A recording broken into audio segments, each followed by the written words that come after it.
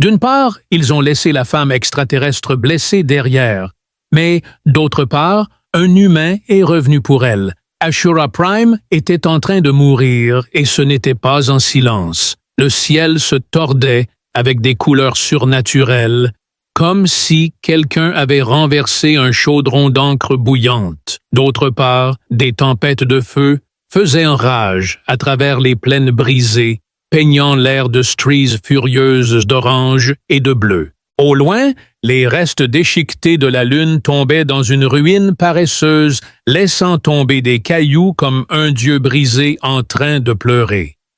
Jack Renner traînait à travers les décombres avec tout l'enthousiasme d'un adolescent. L'homme prend conscience de ses choix de vie, une série de mauvais choix. Son exosquelette, qui a connu de meilleurs jours, se plaint avec de faibles souffles de vapeur passifs-agressifs à chaque pas. Il peut pratiquement l'entendre dire « Oh bien sûr, marchons vers l'apocalypse. Pourquoi pas Jack le cardio de compétition ?» En réponse, il murmure quelques mots, choisit et avance les bottes, crissant sur le sable vitrifié. La bataille, si on pouvait même l'appeler, ainsi s'est terminée il y a des heures. Une description plus précise aurait été de dire que les Hallarans, avec leur apparence lisse et brillante comme des sculptures de vivantes, s'étaient retournés et avaient fui. Au début, il l'a pris pour un autre corps sans vie, éparpillé maladroitement dans le cratère peu profond d'une capsule d'impact à moitié fondue. Son armure était déchiquetée, noircie sur les bords et maculée de sang argenté. Sa propre unité avait déserté, ou du moins ce qu'il en restait après avoir entendu les ordres hurlés depuis le commandement. Son propre unité avait déserté, ou du moins ce qu'il en restait après avoir entendu les ordres hurlés depuis le commandement. Ses oreilles, qui étaient la première chose que Jack avait remarquée, étaient longues et élégamment rabattues en arrière, comme une interprétation aristocratique de celle d'un humain. Ses oreilles, qui étaient la première chose que Jack avait remarquée, étaient peu longues et élégamment tirées en arrière, comme une interprétation aristocratique de celle d'un humain. Cependant, il y avait des veines impossiblement délicates, pulsant faiblement sous le violet pâle de sa peau. Malgré le fait d'être à moitié enfouie sous les débris et de perdre son sang, elle dégageait une aura de fierté, de vivacité et un refus total de mourir. Les débris reflétaient la lumière de la tempête en de sinistres éclats scintillants. Jack se frotta la nuque et murmura « Bon sang, je n'ai pas la capacité émotionnelle pour ça aujourd'hui. » Elle cligna lentement et fatiguément des yeux en le regardant. Un de ses doigts, qui avait des ongles faiblement luminescents, se courba faiblement autour d'un morceau de métal rugueux. Stupide mais admirable, elle était prête à se battre, même maintenant. Il savait ce qu'il devait faire, se retourner, s'en aller, la considérer comme une perte confirmée s'il se sentait généreux et laisser la guerre s'occuper d'elle-même. Cependant, en se tenant là à la regarder, il ne pouvait s'empêcher de l'admirer. Il savait avec une certitude sombre qu'il était sur le point de prendre une autre décision horrible. « Oui, oui !» murmura-t-il à l'univers, son fusil en bandoulière. « D'accord, ajoutons complice de crimes de guerre à mon CV. J'ai toujours voulu diversifier. » Avec précaution, il s'agenouilla à côté d'elle. La femme alien recula légèrement, et Jack leva les mains dans un geste qu'il espérait être compris comme une supplication. « S'il te plaît, ne me poignarde pas. »« Bien sûr, je ne suis pas là pour te faire du mal, » dit-il avant de marquer une pause. « D'accord, donc nous avons essayé de nous tuer pendant les 6 derniers mois. Mais bon, passons. » Ses lèvres s'ouvrirent comme pour parler ou grogner, mais il ne pouvait pas dire.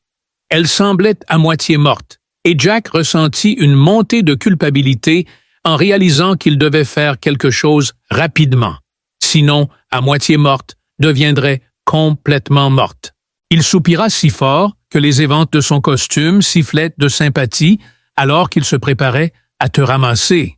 « D'accord, maintenant c'est le moment ou tu t'évanouis gracieusement, ou tu vomis sur moi.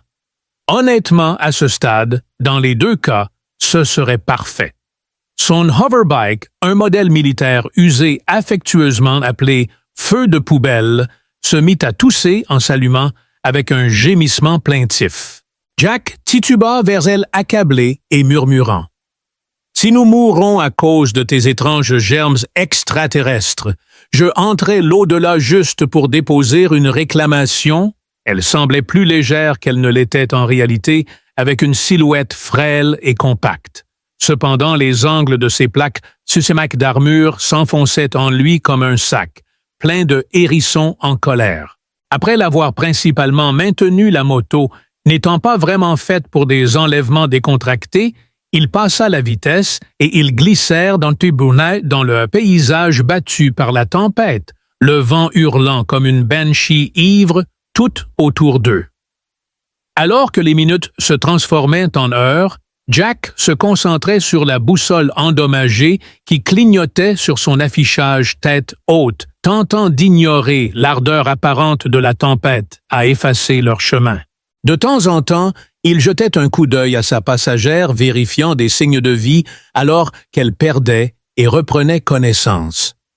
L'expression de la femme était un mélange de douleur et d'entêtement, et ses yeux s'écarquillèrent lorsqu'elle lui lança un regard qui fit rire Jack aux éclats. « Tu sais » dit-il, sa voix à peine audible au-dessus de la tempête. « La plupart des gens seraient déjà morts tranquillement à ce stade.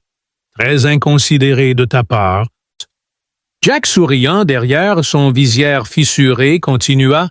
« Tu gagnes le prix du cadavre le plus intimidant. » C'était de la folie totale. C'était juste un sous-fifre sans de renfort, sans plan d'extraction et sans véritable connaissance de ce qu'il faisait. Jack devait se fier à ses instincts déchirants. Malgré cela, cela ne semblait pas mal. En fait, cela semblait inévitable. Au bord de son esprit épuisé par l'adrénaline, Jack se demandait s'il venait de faire la plus grande erreur de sa vie. Juste à ce moment-là, le système d'alerte de la moto se déclara et 3 drones ennemis tournèrent au coin derrière eux, leurs armes verrouillées. « Ouais, c'est définitivement la plus grosse erreur » cria Jack, en tirant sur les commandes dans un cri, tandis que le feu de plasma leur passait à côté. La femme extraterrestre s'accrochait maladroitement au cadre, ses lèvres bougeant dans ce qu'il ne pouvait interpréter que comme des malédictions extraterrestres vicieuses. « Accroche-toi, oreilles pointues » cria Jack, alors qu'il plongeait dans les ruines en dessous. « Nous allons faire quelque chose de vraiment stupide maintenant. » Les éclairs firent rire Jack de manière incontrôlable. Et juste comme ça, ils disparurent au milieu de la tempête furieuse, avec le monde entier tournant derrière eux dans un état de curiosité intense. Les ruines les engloutirent complètement et Jack se retrouva à naviguer sur la moto volante à travers un labyrinthe de mégastructures délabrées, tandis que la tempête hurlait comme une créature trahie. Les gratte-ciels se penchaient dangereusement l'un vers l'autre, leurs façades de verre se brisant en dents. Les anciennes voies de Montréal se tordaient au-dessus de lui, certaines s'étant détachées et pendaient comme des pendules rouillées. Pourtant, malgré le chaos, Jack pouvait sentir le sol sous ses pieds. Jack cria par-dessus le chaos. « Super endroit pour des vacances, 5 étoiles. Je fuirai pour ma vie encore une fois. » La femme extraterrestre, ou Vera comme le tag sur un morceau d'armure carbonisée le révélait, s'accrochait désespérément au cadre de la moto, sa demi-conscience la trahissant. « Tiens-ce bon, Vera ?» murmura-t-il. « Tu es bien trop étrange pour mourir. Maintenant, j'ai tellement de questions. » Les drones continuaient de les poursuivre, leur forme noire et élégante fendant les débris avec une précision incroyable. De temps en temps, ils lâchaient une rafale de plasma, les tirs perçant la brume comme des comètes bleues. Jack manœuvra habilement la moto autour d'une colonne tombée frôlant de justesse et faisant exploser un bâtiment voisin au milieu des débris fondus. Jack grimaça et dit « D'accord, juste un rappel que les brûlures de plasma ne se nettoient pas. » Il continua. « De plus, se faire tirer dessus est considéré comme impoli chez moi. La tempête perturbait tous les systèmes de communication et de navigation, y compris le balise d'urgence que Jack menaçait d'utiliser. Il soupçonnait que presser le bouton de détresse enverrait simplement un enregistrement audio d'un bruit de framboise. Soudain, Jack aperçut un parking partiellement effondré devant lui et accéléra, provoquant un cri de protestation de la moto. Il a fait tourner la moto en grand arc, se glissant dans l'ombre derrière un camion de transport renversé. Il éteignit le moteur et soutint Vera alors qu'elle s'affaissait contre lui. Le bruit était lourd et oppressant, interrompu seulement par le gémissement lointain de la ruine qui se stabilisait. Jack. Les drones hésitaient au capteur de seuil confus par le labyrinthe de béton et d'acier. Jack sourit sauvagement. Il s'arrêta un moment pour se ressaisir, son cœur battant contre ses côtes.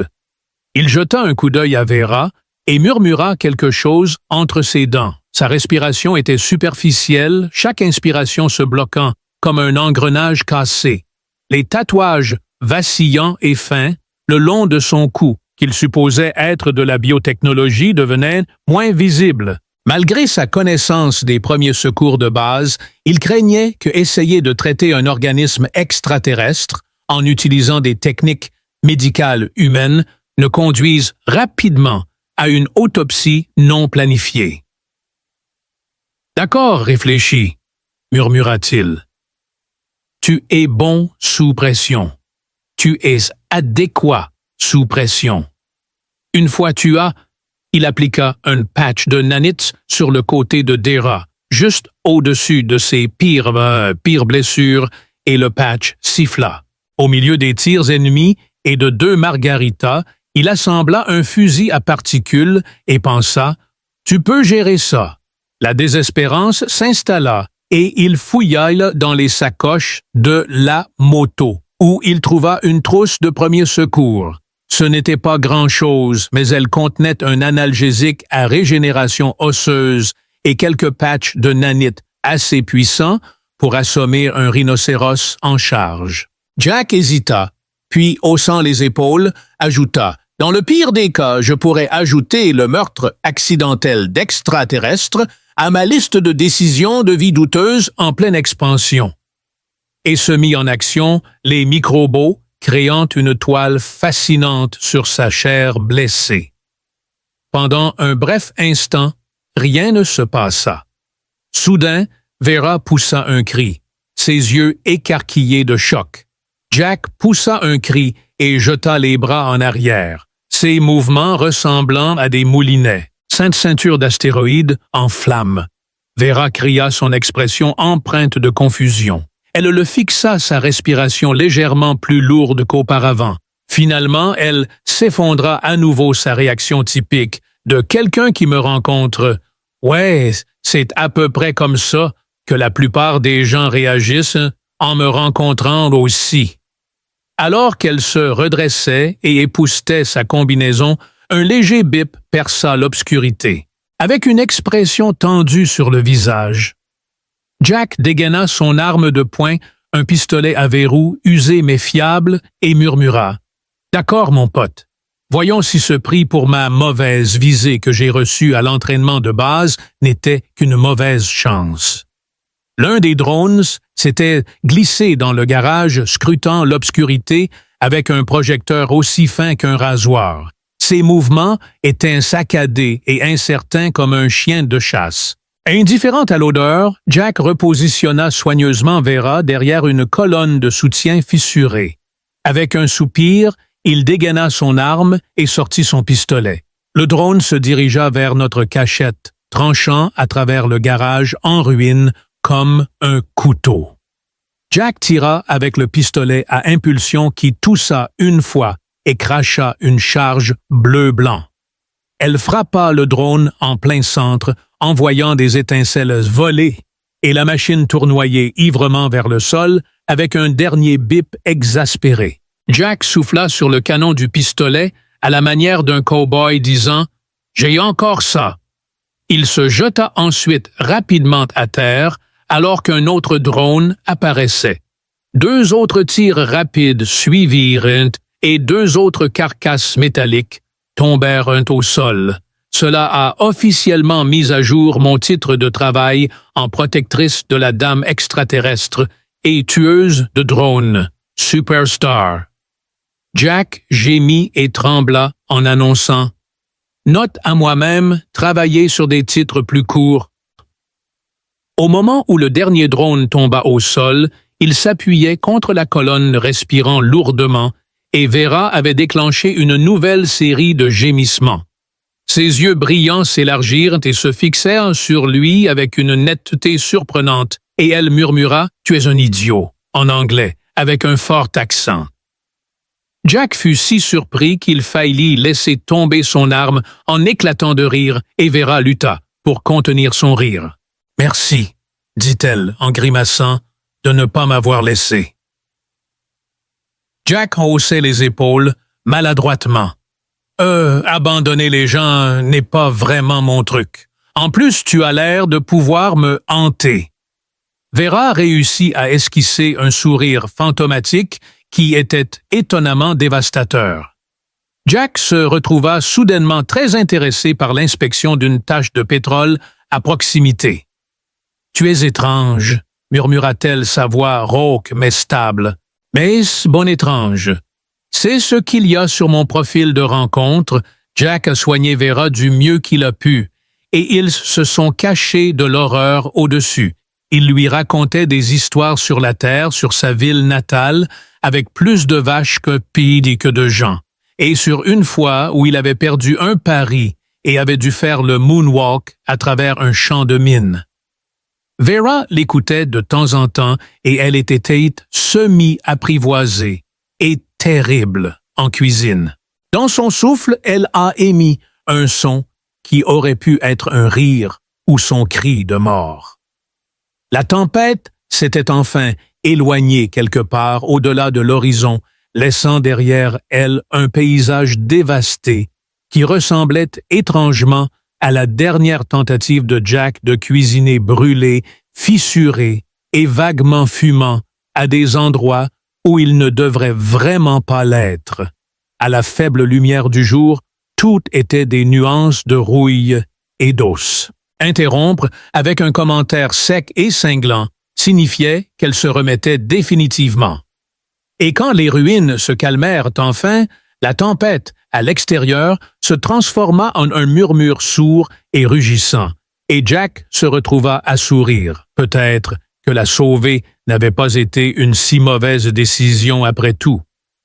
Jack ajusta grimement l'écharpe improvisée qu'il avait fabriquée pour Vera avec une bâche de récupération et des câbles. Elle était maintenant mobile, capable de marcher quelques pas avant que ses jambes ne fassent de l'équivalent d'un recours formel et refusent le service. Alors le soin lui incombait principalement, ce qui était en fait bien car il avait toujours rêvé d'être un héros. Des squelettes gigantesques d'anciennes usines se dressaient contre le ciel, et des rivières de boue noircies bouillonnaient entre les rues, fissurées, comme si elles tentaient de commencer des conversations. Sa voix était rauque, mais plus forte qu'avant, et son humour pire. « Ta technologie est primitive », dit Vera, ses longues oreilles tressaillant d'une manière qui pouvait être soit agacée, soit amusée. « Dur, dit Jack, feignant d'être blessé. Ce n'est pas comme ça qu'on parle à son noble sauveur chariot élévateur humain. » Ils avancèrent prudemment à travers les ruines, chaque pas accompagné d'une mule de bas professionnelle. Dans le lointain désert où les machines de guerre grondent et les vaisseaux de combat toussent mécaniquement les drones de récupération, chassent en les restes, et Jack se cachait dans l'ombre, appréhendant à la fois les patrouilles humaines et extraterrestres, Aucun des deux ne serait content de voir un soldat se blottir auprès de l'ennemi. Mais Vera, malgré le fait d'être à moitié morte, surprit tout le monde en indiquant des raccourcis que Jack aurait manqués. En naviguant à travers les vestiges de ce qui était autrefois une galerie marchande, Jack trébucha sur un panneau tombé qui disait « Tout doit disparaître » en lettres lumineuses et joyeuses. Avec un reniflement, il dit « Tu sais qu'il ne plaisantait pas ». Vera fronça les sourcils et inclina la tête, la mâchoire grande ouverte, et dit « Tu trouves de l'humour dans la désolation ». Jack acquiesça, ajoutant « Sinon tu finis par pleurer sur tes rations et remettre en question tous tes choix de vie. » Ce sentiment résonna avec Vera. Quelque chose d'organique et désagréablement mou faisait des bruits mouillés et doux, quelque part dans les murs, et quelque chose de fonctionnel sentait le métal et le renfermer. Jack décida très fermement de ne pas enquêter. Il abaissa Vera sur une dalle poussiéreuse qui aurait pu être un lit de diagnostic, puis il traversa ses affaires, mais elle lui lança un regard qui oscillait entre la confusion et la pitié, et Jack décida que certaines choses étaient tout simplement universelles. Les rations étaient en baisse. Il présenta le butin avec un flair théâtral en disant « Voici le menu 5 étoiles de ce soir. Nous avons des options bœuf douteux ou surprise à la salmonelle. À vous de choisir. » Et Vera regarda les offres avec une expression habituellement réservée à la guerre biologique. C'est de la nourriture. Jack ouvrit une barre protéinée et en prit une grande bouchée exagérée. Il dit « Ça a le goût de l'espoir et de carton. » Vera secoua la tête et murmura quelque chose dans sa langue maternelle que Jack supposa signifier « Cet idiot sera ma perte ». Malgré cela, elle prit le eau qu'il lui offrait et la but prudemment. Jack, essayant de ne pas paraître trop satisfait de lui-même, s'adossa à un mur fissuré et écouta le faible bourdonnement des vieux circuits qui étaient encore obstinément vivants quelque part dans la structure. Leurs besoins fondamentaux étaient satisfaits et ils avaient enfin un moment pour s'asseoir libérés de la menace immédiate de la mort par plasma. Il regarda le plafond qui semblait sur le point de s'effondrer à tout moment. « Alors, dit-il enfin, tu as un nom, Vera ?» La pointue lui lança un regard long et désespéré. « Vera ?» dit-elle lentement, comme si elle n'était pas sûre que ce soit une bonne idée. « Vera » répéta Jack, testant le son. « Vera. » Jack répéta, testant le son. « Ça roule bien. C'est très dramatique, contrairement à Jack, qui sonne comme si je devrais réparer des climatiseurs pendant mon temps libre. » Elle cligna des yeux. « Tu répares l'air. » Jack rit si fort qu'il faillit décrocher un morceau de plafond. Assez proche, Vera changea de mouvement et il riait de nouveau. Jack haussait les épaules. « Tu as désobéi aux ordres de ton peuple pour me sauver. » Il expliqua que l'autorité et lui ont une relation compliquée, impliquant principalement des ordonnances de protection. La question avait été posée sans malice, mais elle était tout de même provocante. Jack se gratta la mâchoire et y réfléchit. Peut-être qu'il ne voulait pas laisser une guerre décider de qui valait plus pour lui. Il finit par parler du sauvetage, en disant « En plus, tu as de grandes oreilles. Ce serait dommage si ça n'avait pas marché. » Vera toucha l'une de ses longues oreilles maladroitement avant de rire doucement et triomphalement. Jack sourit, sachant qu'ils avaient remporté la victoire grâce à un humour discutable. Il fit remarquer qu'il ne pouvait pas se cacher éternellement, car des éclaireurs des drones et des choses pires, des choses qu'il n'avait même pas encore nommées, finiraient que par venir. Mais pour l'instant, ils étaient en sécurité dans ce coin fragmenté du monde, alors Vera pouvait dormir un peu et Jack l'encouragea à faire de même. Utilisant sa veste comme couverture improvisée, il la lui lança. Elle l'attrapa maladroitement, fronçant les sourcils devant le tissu usé comme s'il pouvait mordre.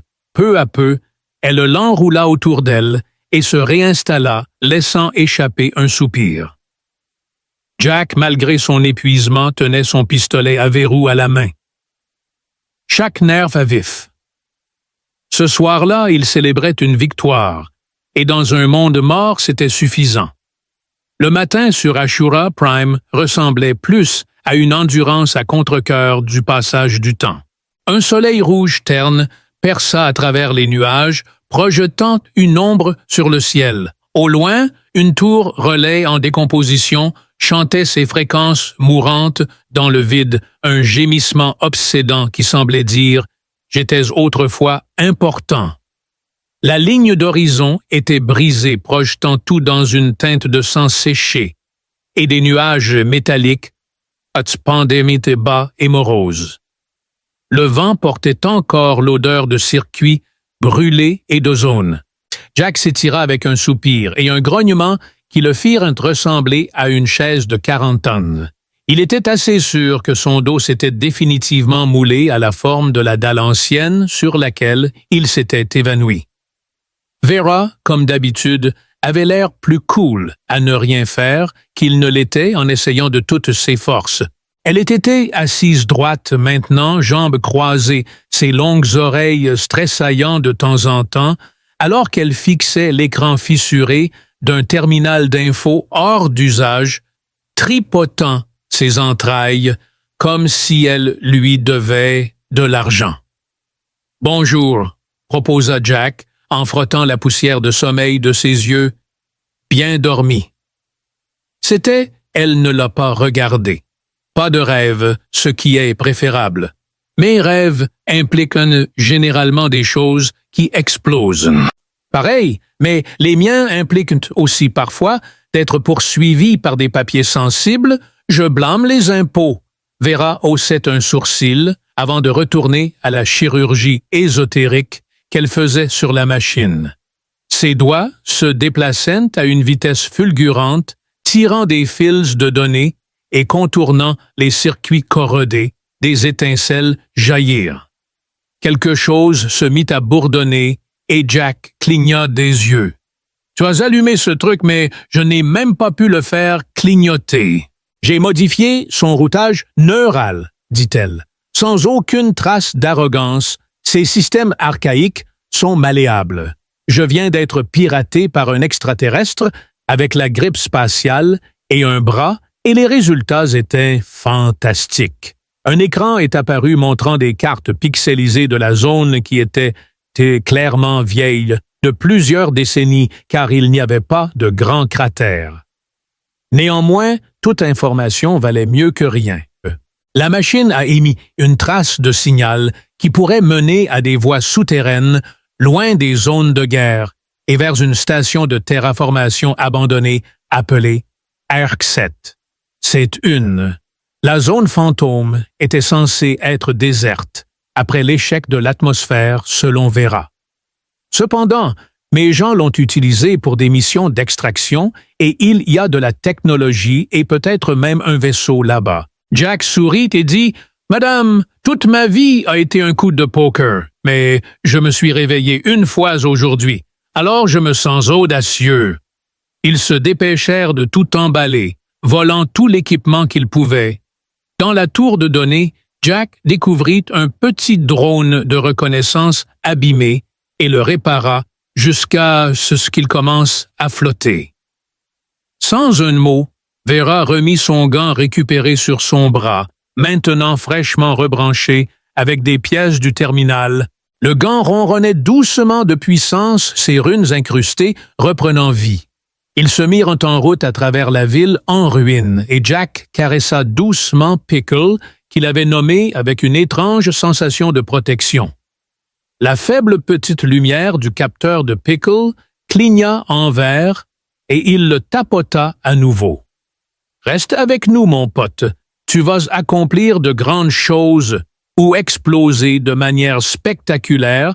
Dans tous les cas, ça ira. De temps en temps, le ciel s'assombrissait à cause des tempêtes de smog qui balayaient le désert de manière inexplicable. L'ouïe de Vera était plus fine que la sienne et elle l'a 2 fois tiré à couvert avant qu'une patrouille de drones ne passe en bourdonnant comme des frelons en colère. Pickle tenta de saluer l'un des drones en pépiant, mais Jack l'écrasa silencieusement et murmura avec ferveur en disant « Pas de mauvais drone, mauvais ». Un mur de nuages bruns et noirs surgit à l'horizon, obstruant la lumière et le son « Nous aurons besoin d'eux ». Cette tempête est toxique. Les particules brûlent les tissus mous. « Eh bien, c'est une bonne nouvelle », répondit Jack. « La plupart de mes tissus sont déjà endommagés émotionnellement. » Ils découvrirent une station de maglev partiellement enterrée, mais encore fonctionnelle, qu'ils scellèrent de trellis derrière eux. Alors que les vents hurlaient à l'extérieur, ils s'effondrèrent à l'intérieur, crachant de la poussière et des souvenirs. La station avait une ambiance étrange avec des publicités momifiées clignotant sur des écrans fissurés. L'une d'elles montrait une femme souriante avec un smoothie devant une cratère époustouflant avec le slogan « Ashura Prime, votre nouvelle terre ». Jack ricana. « Bien sûr, ne vous inquiétez pas pour la pluie acide ou les robots meurtriers. » Assise à côté de lui dans la lumière tamisée, le langage corporel de Vera était plus détendu qu'auparavant. Le silence s'installa, mais c'était le genre de silence que l'on partage avec quelqu'un qui a traversé la même tempête. « Après un moment, » murmura Jack, « tu es déjà allé sur Terre. » Vera secoua la tête, mais seulement dans les simulations d'entraînement. « Votre planète est bruyante et déroutante. » Tu dis ça comme si c'était une mauvaise chose. Il y a des régions entières dédiées à « dans la blague ». Il offrit à Vera sa gourde et elle en prit une gorgée prudente avant de la lui rendre. Leurs doigts se frôlèrent et aucun d'eux ne dit rien des grands rongeurs portant des gants ni de l'air recyclé qu'ils partageaient. La tempête dehors hurlait, mais à l'intérieur les 2 soldats de mondes différents étaient au chaud. Jack s'appuya contre le mur, disant « Donc, en supposant que nous arrivions à IRC-7 et qu'il y ait, alors que l'expression de Vera devenait indéchiffrable, elle dit « Alors nous courons ensemble ». Après un moment de silence, elle hocha lentement la tête. « Pour l'instant, c'est bien. Pour l'instant, c'est plus que ce que j'avais hier. » Et sur ces mots, ils sombrèrent tous 2 dans un sommeil agité, leurs esprits tourbillonnant avec la tempête à l'extérieur des murs. À l'intérieur, 2 anciens ennemis reposaient côte à côte, inconscients, que leurs décisions résonnaient bien au-delà des ruines. Au matin, le vent s'était calmé, laissant derrière lui un silence profond qui semblait presque sacré. Dehors, le monde avait. La scène se transforma encore une fois, les rayons déclinants du soleil, projetant une chaleur pâle sur les débris, comme une excuse à moitié sincère. Jack fut le premier à émerger des décombres, ses bottes crissant sur la suie et le verre, alors qu'il clignait des yeux vers le ciel pâle. Vera fit de même, son bras de gants brillant doucement avec une technologie extraterrestre pulsant au rythme de son cœur. Il n'avait pas beaucoup dormi, mais cela n'avait pas d'importance. Quelque chose avait changé entre eux pendant ces heures silencieuses, pas tout à fait une romance, mais plutôt les débuts fragiles d'une confiance dans un lien formé non pas par passion. Les restes squelettiques du dernier district se trouvaient devant l'Arche 7, une structure extraterrestre mythique en acier et en pierre. Elle se dressait à travers la brume. Ses tours griffues atteignant le ciel et ses panneaux miroités scintillant comme des étoiles mourantes. La station était inoccupée depuis des années, mais quelque chose à l'intérieur bourdonnait d'anticipation. Eh bien, dit Jack, en frappant Pickle le drone qui planait courageusement comme un moustique ivre sur le côté. Allons voir si notre billet. Vera hocha la tête et dit, si c'est fonctionnel, nous devrons réinitialiser son noyau. Les commandes te seront inconnues, madame. J'ai piloté une barge à ordures à travers un champ d'astéroïdes, toutes en étant mitraillées par des grenouilles de l'espace en colère. Je vais m'en sortir. Tu l'as écrasé. Ils avancèrent prudemment devant des fresques des océans, des forêts et des ciels de la terre. Une propagande pleine d'espoir peinte par des mains qui, ces endroits n'avaient pas été vus depuis des décennies jusqu'à ce que les défenses se mettent en action. Une sonnerie aiguë et une voix féminine polie informèrent le système de sécurité de la station que des formes de vie non autorisées détectées. Initiation du protocole de confinement. Passez une bonne journée. Une tourelle en haut plafond s'inclina comme un jouet à ressort et tira une rafale d'avertissement frôlant la tête de Jack. « Oh, super !» cria-t-il en plongeant derrière un console. « C'est le genre d'IA amical qui te tue avec des manières. » Vera se déplaça plus vite avec une poussée. « Sympa ?»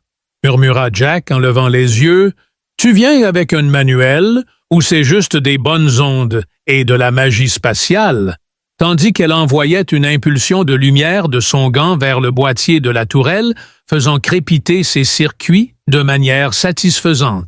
Alors qu'ils descendaient plus profondément dans le vaisseau, ils arrivèrent sur Ipine sur le pont de commandement, où ils aperçurent un petit vaisseau se déplaçant rapidement et semblant bourdonner de vie.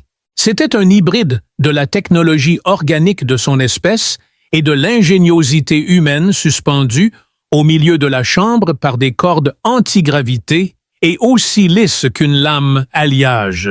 Un hybride. « Vos gens ont construit. » Ça, demanda Jack d'un ton haletant. « Pas le mien, le nôtre. » Elle hésita et l'avion ne prit jamais son envol. Jack tendit la main et toucha la coque, et l'avion trembla à peine comme s'il reconnaissait son toucher. « Faisons l'histoire ensemble, » dit-il, et l'avion prit son envol, guidé par Vera. Jack a minutieusement réparé les conduites de carburant et redirigé l'alimentation. Pickle a même gagné sa place en repoussant une petite infestation de robots de nettoyage agressifs. Après de nombreuses heures de sueur de juron et un incident impliquant une inversion accidentelle de la gravité qui a laissé Jack collé au plafond, pendant 10 minutes, le vaisseau s'est enfin allumé. Les lumières ont changé et la chambre a vibré. Il était vivant. Ils sont montés à bord et l'intérieur était exigu mais fonctionnel avec 2 sièges et un panneau de contrôle affichant un mélange de script anglais et arabe. Jack prit le contrôle du vaisseau et s'assit dans le siège du pilote. « Es-tu sûr de cela? » demanda-t-elle sa voix remplie d'assurance. « Tu peux encore signaler à tes gens de venir te chercher. » Il hocha la tête une fois et alluma le contact, et le vaisseau s'éleva derrière eux. La station se ferma et une alarme retentit. Quelqu'un avait remarqué que les patrouilles de surface brouilleraient leurs scanners. Les lumières s'allumèrent juste à temps pour qu'ils percent le toit brisant verre et acier. Le ciel s'est ouvert au-dessus d'eux et les étoiles les ont accueillis. Jack, ivre d'adrénaline et de choc, poussa un cri de joie. « On vole !» s'exclama-t-il. « C'est ça la liberté, bébé !» Vera, dont l'expression était illisible, au début finit par sourire. « Ton vol est erratique », dit-elle, comme si c'était une mauvaise chose. « Tu vas percuter ce satellite ?» dit-elle, sa voix trahissant une pointe d'ironie. « Tu envisages de frapper ce satellite pour l'effet dramatique. » L'avion a à peine manqué le satellite, mais ce n'était pas suffisant. Et puis, ils étaient dans Jack. S'est affalé dans son fauteuil, absorbant l'immensité, le silence et la beauté redoutable de l'espace. Ashura Prime, un monde marqué par les cicatrices et étouffant encore sous sa propre colère, rétrécissait derrière eux, Vera se tut un moment. Puis, il comprit, au-delà du Masek Rift, il y a un monde inhabité riche en atmosphère et pauvre en politique. Ça ressemble à un endroit de vacances, n'est-ce pas? Ils dérivèrent silencieusement pendant un moment, regardant les étoiles, et pour la première fois depuis des années, Jack ne se sentait pas perdu. Il avait défié les ordres, traversé des ponts et combattu, avait sauvé un allié de son ennemi. Et maintenant, il ressentait un nouveau sens du but et de l'optimisme. Il se tourna vers Vera et demanda « Et si nous étions l'étincelle qui met fin à la guerre?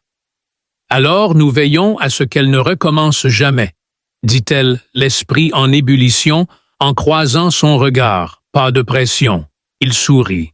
Alors que le globe continuait de tourner derrière eux, les deux fugitifs en fuite poursuivaient une fantaisie volée de paix à travers l'espace et le temps.